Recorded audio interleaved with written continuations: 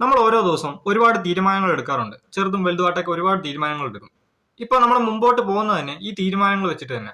ഇപ്പൊ ഒരു ദിവസം നമ്മൾ എന്തെങ്കിലും ചെയ്യണം, നല്ലപോലെ എന്തെങ്കിലുമൊക്കെ ചെയ്യണം, പ്രൊഡക്റ്റീവ് ആവണം എന്നൊക്കെ വിചാരിച്ച് നമ്മൾ തീരുമാനം എടുത്തു കഴിഞ്ഞാൽ ആ ഒരു ദിവസം നല്ല അടിപൊളിയായിട്ട് പോകും. നേരെ മറിച്ച് നമ്മൾ മടിച്ചിരിക്കുക, അങ്ങനെ അങ്ങ് പോകും. നമ്മൾ എടുക്കുന്ന തീരുമാനങ്ങൾക്കാണ് അവിടെ വാല്യൂ ഉള്ളത്. നമ്മളെ മുമ്പോട്ട് നയിക്കുന്നത് ഈ പറയുന്ന തീരുമാനങ്ങളാണ്.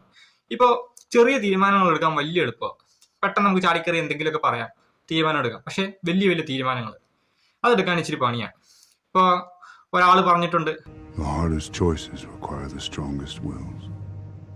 എന്ന് വെച്ചാൽ നല്ലൊരു ഹാർഡസ്റ്റ് ആയിട്ടുള്ള തീരുമാനം എടുക്കണമെങ്കിൽ അതിനൊരു സ്ട്രോങ്ങസ്റ്റ് ആയിട്ടുള്ള ഒരു മൈൻഡ് വേണം, അല്ലെങ്കിൽ ഒരു ഇച്ഛാശക്തി വേണം. അതാണ് പുള്ളി ഉദ്ദേശിച്ചത്. ഇല്ല, red bull gives you wings അങ്ങനെയൊക്കെ പറയുന്നത് പോലെ നല്ല ഹാർഡായിട്ടുള്ള തീരുമാനം എടുക്കണമെങ്കിൽ അത് 100 വട്ടം ആലോചിച്ച് അതിന് കേപ്പബിൾ ആയിട്ടുള്ള ഒരു ഇത് വരുമ്പോൾ മാത്രമേ നമ്മൾ എടുക്കാവൂ. അല്ലെങ്കിൽ നമ്മൾ ഭാവി അതോർത്ത് റിഗ്രറ്റ് ചെയ്യേണ്ടി വരും. പിന്നെ മെയിൻ ആയിട്ടുള്ളൊരു കാര്യം പറയാനുള്ളത്, നമ്മൾ എടുക്കുന്ന തീരുമാനങ്ങൾ എപ്പോഴും നമ്മുടേത് മാത്രമായിരിക്കണം. അത് ഞാൻ പലപ്പോഴും പറഞ്ഞിട്ടുണ്ട്.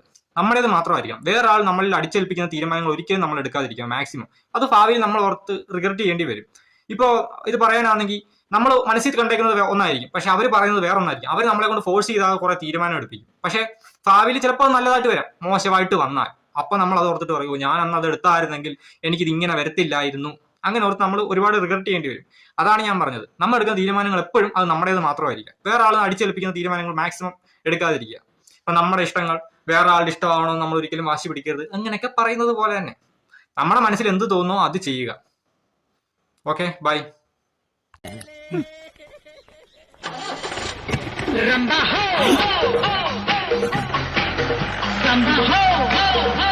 不会做呢。